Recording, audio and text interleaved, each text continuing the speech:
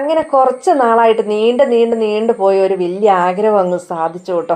കാരണം ഒരു ബേസിൻ്റെ അകത്ത്, അതും ഒരു കുഞ്ഞ് ബേസിൻ്റെ അകത്ത് ഒരു കുഞ്ഞ് ആമ്പലിനെ കൊണ്ടുവന്ന് ഞാൻ ഒരു വർഷം മുമ്പേ നട്ടതായിരുന്നേ. ആ ആമ്പൽ വളർന്ന് അതിൻ്റെ മക്കളും അതിൻ്റെ കൊച്ചുമക്കളും അതിൻ്റെ മക്കളും എല്ലാവരും കൂടി ആയിട്ട് പിന്നെ ഉണ്ടല്ലോ ആ ഫാമിലി അങ്ങ് വലുതായിരുന്നേ. വളർന്നു വരുന്ന ഇപ്പം അവിടെ താമസിക്കാൻ സൗകര്യമില്ലാത്ത അവസ്ഥയായി.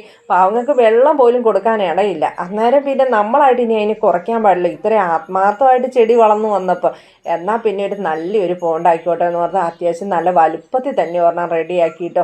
ഇനിയിപ്പം നമ്മൾ അതിലേക്ക് വേണ്ടുന്ന മണ്ണും ബാക്കി ഐറ്റംസുകളൊക്കെ ചേർക്കുന്നത്. ഞാൻ ആമ്പൽ നട്ടത് ഇതിനു മുമ്പേ ഇതേപോലെ കേട്ടോ. ഈ രീതിയിൽ നട്ട് കഴിഞ്ഞിരുന്നെങ്കിൽ ഇതുപോലെ ഇപ്പം കണ്ടില്ലേ ഒരു വർഷം കൊണ്ട് എൻ്റെ ആമ്പൽ എത്രത്തോളം വളർന്നു. അതുപോലെ വളരും. പിന്നെ ഇടയ്ക്കൊന്നും അധികം വളമിട്ട് കൊടുക്കുകയും വേണ്ട. ഇതുപോലെ അടിവളം ഉണ്ടല്ലോ, അത് ആവശ്യത്തിനേറെ വലിച്ചെടുത്തോളും. പിന്നെ ഇടയ്ക്ക് നമ്മൾ ഇച്ചിരി കെമിക്കൽ വളം എന്തെങ്കിലും ആവശ്യത്തിൽ കൂടുതൽ പൂ വേണമെങ്കിൽ മാത്രം ചെയ്തു കൊടുത്താൽ മതി കേട്ടോ. അങ്ങനെ നല്ല പോലെ മണ്ണടിയിലിട്ട് അത്ര അടിച്ചുറപ്പിക്കുകയൊന്നും വേണ്ട കേട്ടോ. മണ്ണ് നികക്കി ഇട്ടതിന് ശേഷം അതിൻ്റെ മുകളിൽ എല്ലുപൊടി ഇടും. എല്ലുപൊടി ഇട്ടിട്ട് ചാണകപ്പൊടി ഇടും. ഈ എല്ലുപൊടി ഉണ്ടായതുകൂടെ കേട്ടോ എൻ്റെ കൂട്ടുകാരൻ എൻ്റെ കൂടെ കട്ടയ്ക്ക് കൂടെ നിൽക്കുന്നത് വേറൊന്നുമല്ല.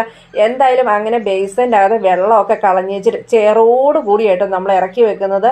അല്ലെങ്കിൽ വേരിന് വല്ല കേടും വന്നു കഴിഞ്ഞാൽ അങ്ങനെ ചേറോട് കൂടി ഇറക്കി വെച്ചിട്ട് ബാക്കിയുള്ള ചേർ അവിടെ തന്നെ വെച്ചു കേട്ടോ. അങ്ങനെ ചെളീനെയാട്ടോ ഉദ്ദേശിക്കുന്നത്.